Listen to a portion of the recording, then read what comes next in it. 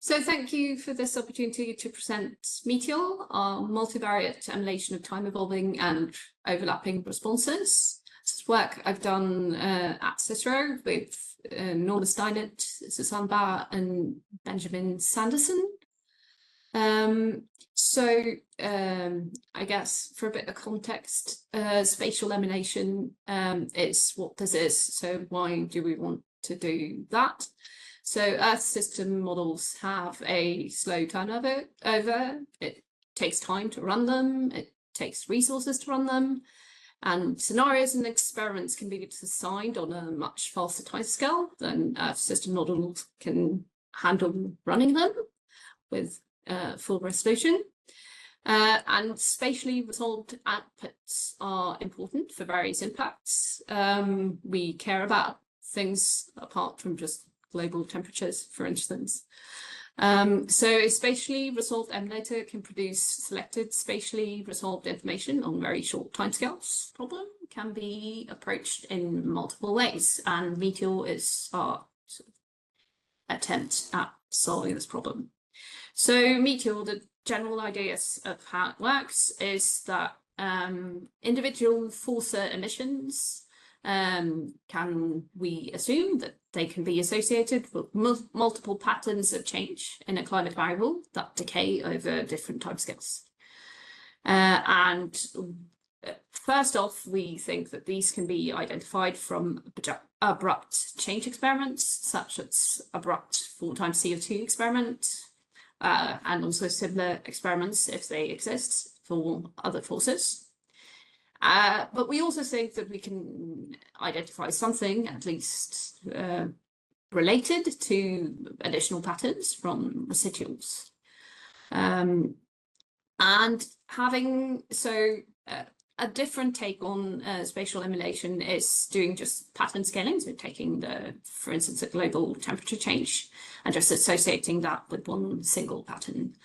But having multiple patterns that have multiple timescales of decay for different forces allows you to model some behavior that we find is interesting to also include. So one such thing is hysteresis. So the possibility that tuning down an emission, such as in an overshoot scenario, might give you a different pathway than the pathway that you took when the emissions increased. And different FORSA patterns can also be useful, especially you might think that aerosols have different patterns than greenhouse gases. And it's not coupled, METEOR is not coupled to mean temperatures, it's coupled from emissions. And it is also output agnostic, so it can, in principle, model any output for which you think the underlying assumptions hold. So this is the general outline framework for how METEOR works. So on the outside of this big box is sort of how METEOR is trained. And on the inside of the box is how you sort of run the model once it is trained. So what you do is you first identify your greenhouse gas patterns from an abrupt 4x CO2 experiment from whatever model you have, because there's lots of outputs to take from that. And then we use a simple climate model. So in our case, we use a CICERO SEM, and the part of that goes from emissions to forcing to have a sort of what's the forcing in this experiment proxy. And then we extract the greenhouse gas various decay responses and spatial patterns for each of those decay responses. And then we get a greenhouse gas spatial response pattern, which is temporal and spatial. And that's one version of the model, and you could use it with just that. But we think that aerosol patterns are a bit different. So we do a separate residual scaling where we take all forcing experiments. So in practice, we've glued together a historical with SSP 245 experiments, but you could choose another SSP as you like. And then we take out the patterns that we can pre-compute from the greenhouse gas trading, and we get a residual, and from that residual, we do a construction of the aerosol spatial temporal response, and get aerosol patterns. And once we have these two, we have a combination of patterns that we can use to then make a prediction for more or less any experiment. So these are our model mean patterns from a sort of ensemble of convenience from CMIP 6 of the greenhouse gas forcing patterns. And our current setup, we choose to have timescales that are first on interannual mode, so 1 to 10 years, interdecadal, so 10 to 100 years, and intercentennials, so 100 to 1,000 years. And these are patterns for temperature on top and precipitation on the bottom. And the patterns of the various timescales are also plotted per latitudinal range at the right. Okay, so yes, that goes into our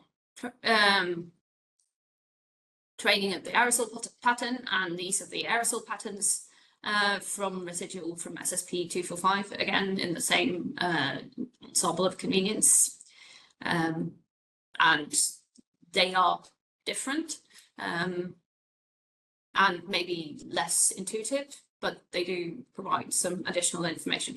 Now, it's maybe nice to point out that our aerosol patterns are sulfate mainly, and that they are not true residuals, as they are whatever residual the model picks out that doesn't fit greenhouse gas pattern. So they will also have other things hiding in there.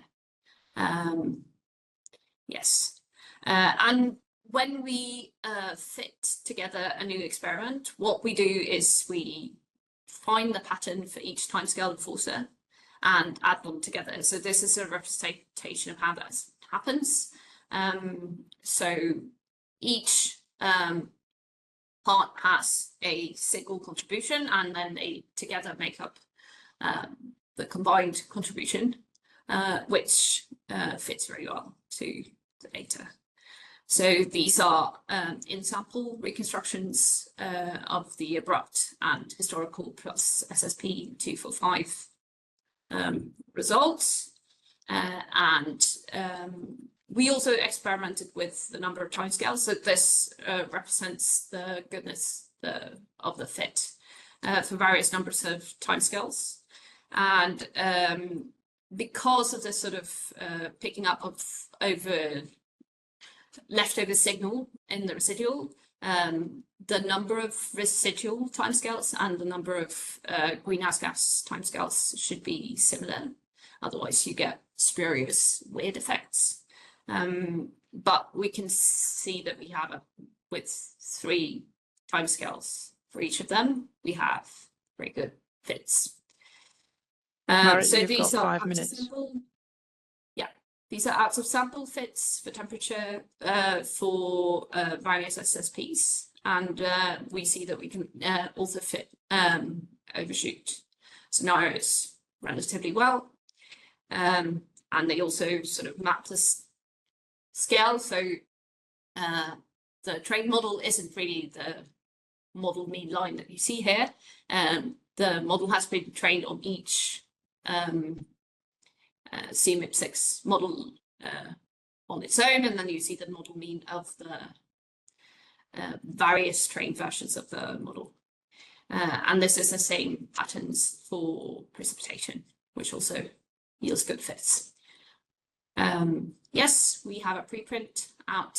It is on EGU Sphere, and we have open source code, so you can go and play for yourself if you like. Yeah. Thank you, Marit. Has anybody got any questions? Anyone? I don't see any questions in the chat. Put your hands up if you've got a question.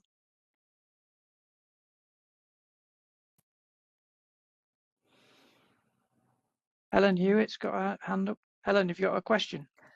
Yeah, hi. Hi, Marit. Thank you. Sorry, and I missed the very beginning of the talk because I was at a different CMIP meeting. But thank you so much. And what I wanted to ask was, with the aerosols, you know, there's been a lot of talk about how, you know, aerosols might have more of a regional pattern. So would that change how you kind of calculated the fingerprints? You know, if certain, you know, if so like Asia had, you know, lots of aerosols and the rest of the world cut down, for example? So in the current state of our setup, it doesn't, the inputs of emissions are global emissions, so they don't really account for that. But that's definitely something that we plan to do in the future, because our setup is relatively easy to adapt to also have not sort of gridded regionally solve data, but we could easily do like East Asia region and check. And with the RAMIP experiments, they would be a very good fit for the way that we fit residuals. So we plan to use the RAMIP data to do sort of one by one regional aerosol fits. So rather than having one aerosol forcer, have a East Asia aerosol forcer and a South Asia aerosol forcer, and so on, and see how that affects various results. Yeah. But okay, yeah, that's interesting question. That's really interesting. And my other question, sorry if I'm allowed another one, is how, you know, so it looks like, at least in the mean responses, you can, or at least some, and the patterns, perhaps you can reproduce some of the CMIP 6 ensemble. So how many, say, for example, people start producing CMIP 7 output, how many ensemble members from each model do you think you need before you could run it on the CMIP 7 scenarios? We fit for one single ensemble member at a time, so we can fit as soon as you have data, we can play with that. Okay, great, thank you.